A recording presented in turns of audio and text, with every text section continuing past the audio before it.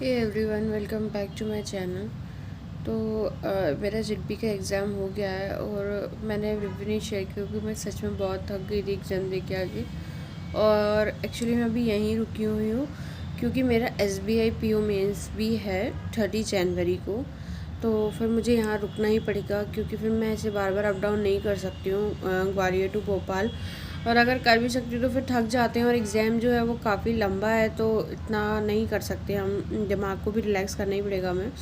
इसलिए तो मैं रिव्यू में आपको एक मतलब रियल बताती हूँ कि एग्ज़ाम मेरा अच्छा तो गया है, लेकिन पता है हुआ क्या मेरे साथ कि मैंने सोचा कि मैं आपको पूरा ना कट टू कट एकदम रिव्यू शेयर करूँगी कितने क्वेश्चंस कौन कौन से थे।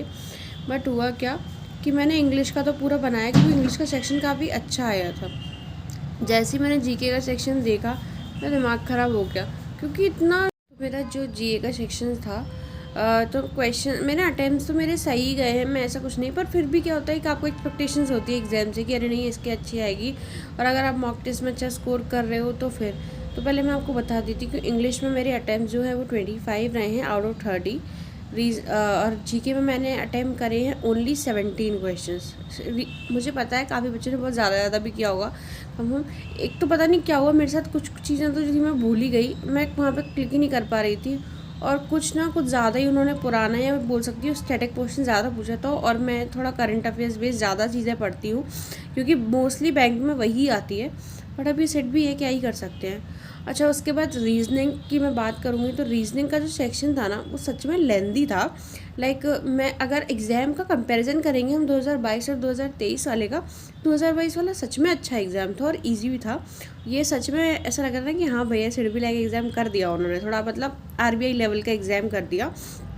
बट ठीक है जो भी हो, डुएबल था बट लेंदी था, पॉसिबल नहीं था उतने कम टाइम में इतने क्वेश्चंस बना पाना, क्योंकि पजल्स एक भी ऐसी नहीं थी कि जो फट से देखें और बन जाए।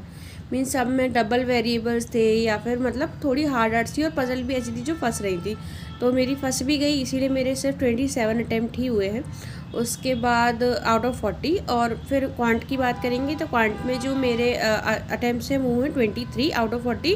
क्वांट तो वैसे भी इसमें अच्छी ही आती है और इसमें और लेंदी भी आ गई, हार्ड भी आ गई। लाइक जैसे DI जो होते हैं, लाइक उसमें मुझे लग रहा है शायद 3 या 4 DI थे और एक तो कैसलेट था और काफ़ी बड़ा, इतना बड़ा क्या ही बताऊँ। तो जिसको देख के हिम्मत ही नहीं हुई, फिर भी मैंने ट्राई किया क्योंकि कभी कभी बड़ी चीज़ भी ईजी हो जाती है, बट वो नहीं था, नहीं हुआ मुझसे, छोड़ दिया मैंने उसे। फिर कुछ DI बन गए, कुछ थोड़े बहुत क्वाड्रेटिक इक्वेशंस के क्वेश्चंस, तो ऐसे ऐसे मेरे 23। तो अभी इन अटैम्प्ट्स की बात करूँ तो मेरे टोटल अटैम्प्ट तो 92 हो रहे हैं, which is a good attempt. But क्या होता है ना, बस वो थोड़ी जीके से मेरी एक्सपेक्टेशन ज़्यादा थी और वो ख़राब हो गई, तो इसलिए भैया एक्सपेक्टेशंस बिल्कुल नहीं रखना है। अच्छा, अब एक और चीज़ इसमें होता है डिस्क्रिप्टिव, ठीक है, जिसमें आते हैं 3 क्वेश्चन, जिसमें हमें 2 ऐसे लिखने होते हैं और एक बिजनेस लेटर। तो वही सेम फॉर्मेट था। बट पता है मुझे ऐसा लगा कि जैसा आप अगर एग्ज़ाम में कंपैरिजन करेंगे तो हमेशा वो कुछ ना कुछ टॉपिक आपको ऐसा देते हैं जो आप इजीली लिख लो। पर पता है यहाँ टॉपिक कोई भी ऐसा नहीं था कि बच्चा ना इजीली सिर्फ लिख ले बिना पढ़े या बिना प्रिपेयर करे हुए। अगर कोई नया है, फ्रेशर बच्चा है, जो पढ़ के गए होंगे ना वही लिख पाए होंगे कंटेंट अच्छा।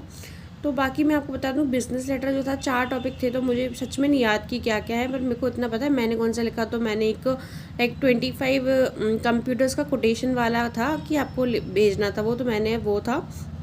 और उसके बाद जो ऐसे था एक मैंने जो लिखा वो क्लाइमेट चेंज पे था। लाइक रिन्यूएबल रिसोर्सेज जो होते हैं वो कैसे क्लाइमेट चेंज को मतलब अफेक्ट कर ऐसे करते हैं, मतलब सही होने से बचा लेते हैं। और जो एक और क्वेश्चन था वो था लिटरेसी के ऊपर था कि लिटरेसी जो होती है वो कैसे, मतलब कहीं ना कहीं, अब मुझे पूरा पॉइंट तो नहीं रिमेंबर है क्योंकि वो पूरा स्टेटमेंट दिया होता उन्होंने कि जो इलिटरेसी होती है, इलिटरेसी नहीं सॉरी लिटरेसी जो होती है, मतलब आप समझ जाओ, समथिंग लिटरेसी पे ही बेस्ड था। मुझे सच में अभी एंड में आ जाए, मेरे दिमाग वैसे ही अभी ना घूमा हुआ है कि मैं अभी सो के उठी हूँ।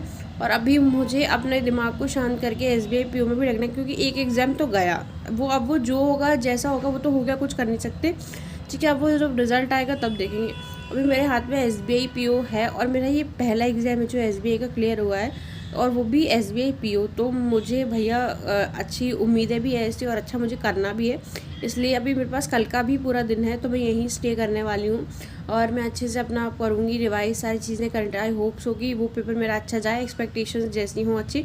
वैसे मैं एक्सपेक्टेशंस नहीं कर रही हूँ कैसा भी जाए, बट ठीक है। बाकी अब मैंने कुछ ऐसा डिटेल में लिखा तो नहीं कि कौन कौन से क्वेश्चन थे क्या थे, क्योंकि वो आपको ऑलरेडी सब बता ही देते हैं।